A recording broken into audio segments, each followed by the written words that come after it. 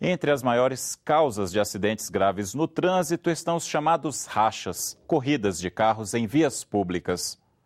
A Câmara aprovou em abril uma lei que prevê punições mais severas para quem comete esse crime. A prática é irracional, mas infelizmente não sai de moda. Corridas de carros que muitas vezes são causa de acidentes graves com vítimas fatais. Uma nova lei aprovada pela Câmara em abril agravou a pena para quem participa deste tipo de competição no trânsito. Rachas que causarem a morte de alguém passam a ser punidos com 5 a 10 anos de prisão. Motoristas alcoolizados ou drogados que causarem acidente com morte ficam sujeitos a pena de 2 a 4 anos de prisão, independente de que se comprove a intenção ou que ele assumiu o risco de matar. Nas ruas de Brasília, motoristas e pedestres são unânimes em apoiar a nova lei. Tem gente que faz esses rachas, não vê que põe em risco a própria vida e vida de pessoas que não tem nada a ver, pais de família. E eu vejo que cada vez mais tem esse tipo de ocorrência, o pessoal fazendo racha. Passa às vezes 2, 3 carros pela gente. O trânsito hoje está bem mais imprudente do que antes. Então acho necessária uma punição mais severa. Eu acho irresponsabilidade quando você sai para fazer um racha e não sai pensando nas vidas que vão estar. Então, só sai pensando em você, na sua emoção. A pessoa vai pensar 2 vezes antes de fazer, principalmente estando alcoolizado e drogado. A lei também aumenta de R$ 570 para R$ 1.900 a multa para quem participa de rachas no trânsito. Penas e multas mais pesadas para mudar a perspectiva do brasileiro em relação a essa prática.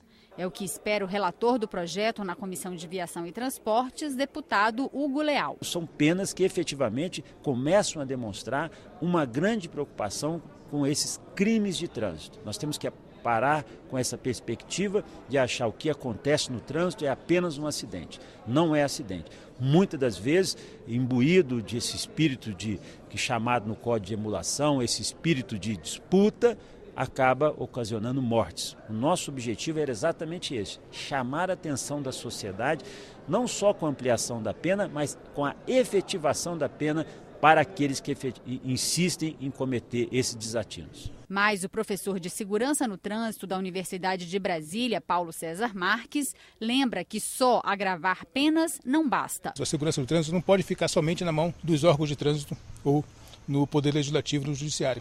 É necessário que a questão da segurança seja uma questão nacional, abraçada por toda a sociedade brasileira. Esse é o único caminho que a gente tem para, de fato, mudar essa realidade que é catastrófica no trânsito brasileiro.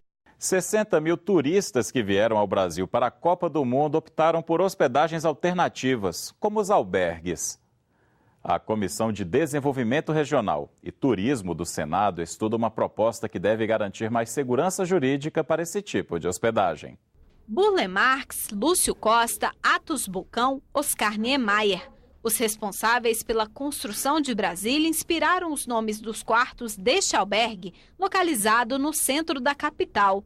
O hostel, com lotação máxima para 38 hóspedes, oferece área de convivência, computadores com acesso grátis à internet, TV a cabo, videogame e bicicletas para aluguel. Por aqui, a segurança também é reforçada, para abrir a porta do quarto só com identificação biométrica. O hostel foi criado há 1 ano e é comandado por 5 sócios. O André e o Danilo são 2 deles. Danilo, você estava explicando, o conceito de hostel vai muito além de um meio de hospedagem? Exatamente. Muito mais do que hospedagem, a gente costuma dizer que a gente propicia experiências. A gente quer que o hóspede saia daqui com uma imagem muito positiva da cidade. Uma cama em um dormitório misto, por exemplo, ele custa 50% de uma diária em um hotel 3 estrelas. Então, se você tem uma cidade que tem um hotel por R$200, como é o caso aqui da nossa cidade de Brasília, você vai achar um hostel na casa dos R$80 a R$100. Segundo o Ministério do Turismo, a procura por hospedagens de baixo custo no Brasil aumentou muito nos últimos anos, principalmente entre os turistas que vêm de fora do país. Mas hoje, os albergues não estão incluídos na Lei Geral do Turismo como prestadores de serviços. É o que o Senado pretende mudar por meio de um projeto de lei. Além de definir o que é albergue, a proposta especifica um meio de hospedagem na regulamentação do setor, uma forma de garantir segurança jurídica para quem presta o serviço.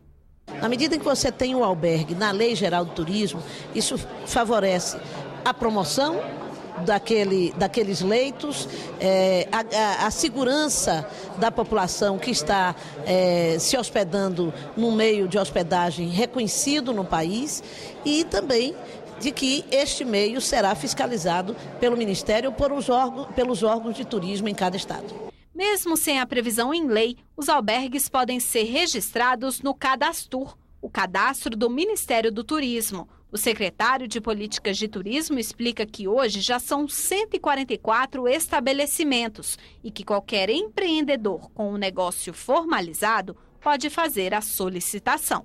Não há como uma pequena empresa ter acesso a um crédito da Caixa, do Banco do Brasil, do BNDES, sem cadastro. Ter o cadastro já é um passo importante, né? Até para ter o controle, para ter a fiscalização da qualidade desses albergues. Agora, a Política Nacional de Turismo define metas, define os objetivos, né? E não se pode imaginar que uma Política Nacional de Turismo também não contemple os albergues. Se essa taxa de ocupação aumentar, claro que todos saem ganhando. Sai ganhando a economia, movimenta o mercado local, movimenta o turismo de uma maneira geral no país inteiro. Na Câmara, a Comissão de Ciência e Tecnologia está debatendo o uso de animais em testes de laboratório.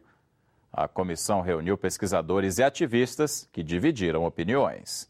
O uso de animais para testar medicamentos, agrotóxicos e cosméticos é antigo e também muito polêmico. A Comissão de Ciência e Tecnologia chamou cientistas para debater argumentos contra e a favor. Tanto pesquisadores quanto ativistas querem reduzir e até acabar com o uso de cobaias. Mas representantes de entidades científicas disseram que isso ainda é impossível no país. Como afirma o coordenador do Conselho Nacional de Controle de Experimentação Animal, José Grangeiro. Hoje nós não temos ferramentas que se usem em laboratório que permitam simular completamente o funcionamento de um organismo, de um corpo inteiro. Se hoje nós banirmos completamente os testes com animais, o que garantirá a segurança dos produtos para os humanos, para os próprios animais, porque são também destinos de tratamento, e para o meio ambiente. Esse argumento foi rebatido por pesquisadores contrários ao uso de animais em experiências e ensino. Alegam que a tecnologia já permite poupar os animais desse sofrimento. E nem sempre pesquisas com cobaias são eficazes, como aponta o professor Thales Tress, da Universidade Federal de Alfenas. A principal crítica científica que se faz ao emprego de animais na pesquisa biomédica com fins humanos é de que há uma distância muito grande entre esses achados, esses dados obtidos de animais e os dados obtidos de humanos. Faz só 6 anos que o Brasil tem uma lei com regras específicas sobre o uso de animais em experiências de pesquisa e ensino, além de um cadastro de entidades autorizadas a realizar esse tipo de teste.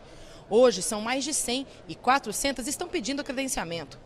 Mas ao mesmo tempo em que elas querem poder usar cobaias, aqui na Câmara existem projetos de lei com sentido oposto, de pôr fim a essa prática. Autor de 2 projetos de lei nesse sentido e presidente da Comissão de Ciência e Tecnologia, o deputado Ricardo Trípoli, do PSDB paulista, diz que o assunto precisa ser mais debatido e cobra a criação de uma comissão especial para isso. É a primeira reunião que se faz com cientistas, onde você tem cientistas que são favoráveis ao experimento animal e tem cientistas que são contrários a essa posição. Ficou muito claro aqui, se 90% dos experimentos, ou mais de 90%, feitos em animais não servem para seres humanos, por que sacrificar os animais? No próximo bloco, um projeto social que usa o samba para incentivar estudantes em Mato Grosso e um passeio pela história secular do Palácio Tiradentes, no Rio de Janeiro. A gente volta em um minuto.